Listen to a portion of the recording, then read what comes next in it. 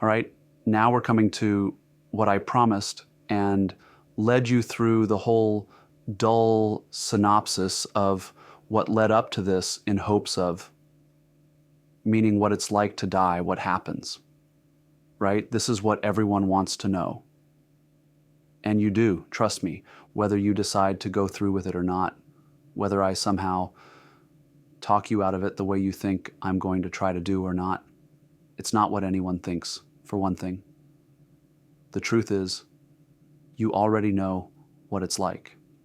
You already know the difference between the size and speed of everything that flashes through you and the tiny, inadequate bit of it all you can ever let anyone know, as though inside you is this enormous room full of what seems like everything in the whole universe at one time or another, and yet the only parts that get out have to somehow squeeze out through one of those tiny keyholes you see under the knob in older doors, as if we are all trying to see each other through these tiny keyholes. But it does have a knob the door can open, but not in the way you think. But what if you could? Think for a second. What if all the infinitely dense and shifting worlds of stuff inside you every moment of your life turned out now to be somehow fully open and expressible afterward, after what you think of as you has died? Because what if afterward now, each moment itself is an infinite sea or span or passage of time in which to express it or convey it, and you don't even need any organized English. You can, as they say, open the door and be in anyone else's room in all your own multiform forms and ideas and facets. Because listen, we don't have much time. Here's where Lily Cash slopes slightly down and the banks start getting steep, and you can just make out the outlines of the unlit sign for the farm stand that's never open anymore. The last sign before the bridge. So listen, what exactly do you think you are? The millions and trillions of thoughts, memories, juxtapositions, even crazy ones like this. You're thinking, that flash through your head and disappear. Some or remainder of these, your history. Do you know how long it's been since I told you I was a fraud? Do you remember you were looking at the Respasem watch hanging from the rear view and seeing the time, 9:17? What are you looking at right now? Coincidence? What if no time has passed at all? The truth is, you've already heard this, that this is what it's like, that it's what makes room for the universes inside you, all the endless inbent fractals of connection and symphonies of different voices, the infinities you can never show another soul. And you think it makes you a fraud, the tiny fraction anyone else ever sees? Of course you're a fraud. Of course what people see is never you. And of course you know this. And of course you try to manage what part they see if you know it's only a part. Who wouldn't? It's called free will, Sherlock. But at the same time, it's why it feels so good to break down and cry in front of others, or to laugh, or speak in tongues, or chant in Bengali. It's not English anymore. It's not getting squeezed through any hole. One clue that there's something not quite real about sequential time the way you experience it is the various paradoxes of time supposedly passing and of a so-called present that's always unrolling into the future and creating more and more past behind it, as if the present were this car, nice car by the way, and the past is the road we've just gone over, and the future is the headlit road up ahead we haven't yet gotten to, and time is the car's forward movement, and the precise present is the car's front bumper as it cuts through the fog of the future, so that it's now and then a tiny bit later a whole different now, etc. Except if time is really passing, how fast does it go? At what rate does the present change, see? Meaning if we use time to measure motion or rate, which we do, it's the only way you can, 95 miles per hour, 70 heartbeats a minute, etc. How are you supposed to measure the rate at which time moves? 1 second per second? It makes no sense. You can't even talk about time flowing or moving without hitting up against paradox right away. So think for a second. What if there's really no movement at all? What if this is all unfolding in the one flash you call the present? This first, infinitely tiny split second of impact, when the speeding car's front bumpers just starting to touch the abutment just before the bumper crumples and displaces the front end, and you go violently forward, and the steering column comes back at your chest as if shot out of something enormous. Meaning that, what if in fact this now is infinite and never really passes in the way your mind is supposedly wired to understand pass, so that not only your whole life, but every single humanly conceivable way to describe and account for that life has time to flash like neon shaped into those connected cursive letters that businesses, signs, and windows love so much to use through your mind all at once in the literally immeasurable instant between impact and death, just as you start forward to meet the wheel at a rate no belt ever made could restrain the end. So cry all you want, I won't tell anybody. But it wouldn't have made you a fraud to change your mind.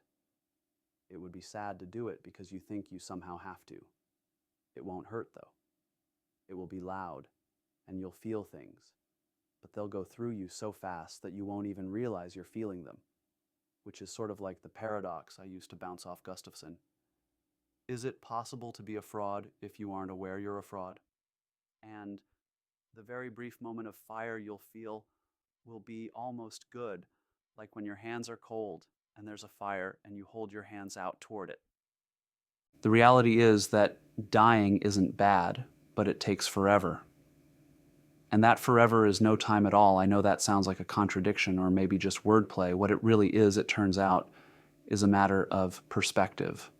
The big picture, as they say, in which the fact is that this whole seemingly endless back and forth between us has come and gone and come again in the very same instant that Fern stirs a boiling pot for dinner, and your stepfather packs some pipe tobacco down with his thumb, and Angela Mead uses an ingenious little catalog tool to roll cat hair off her blouse, and Melissa Betts inhales to respond to something she thinks her husband just said, and David Wallace blinks in the midst of idly scanning class photos from his 1980 Aurora West HS yearbook, and seeing my photo and trying, through the tiny little keyhole of himself, to imagine what all must have happened to lead up to my death in the fiery single-car accident he'd read about in 1991, like what sorts of pain or problems might have driven the guy to get in his electric blue Corvette and try to drive with all that OTC medication in his bloodstream.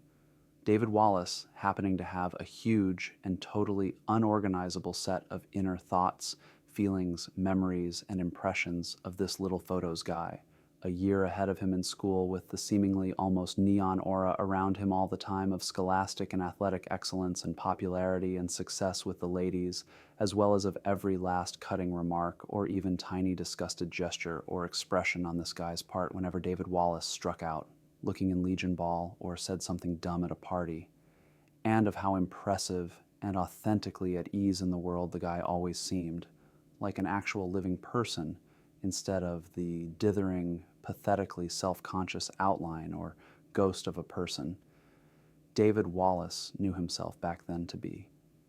Verily a fair-haired, fast-track guy whom, in the very best human tradition David Wallace had, back then imagined as happy and unreflective and wholly unhaunted by voices telling him that there was something deeply wrong with him that wasn't wrong with anybody else, and that he had to spend all of his time and energy trying to figure out what to do and say in order to impersonate an even marginally normal or acceptable U.S. male.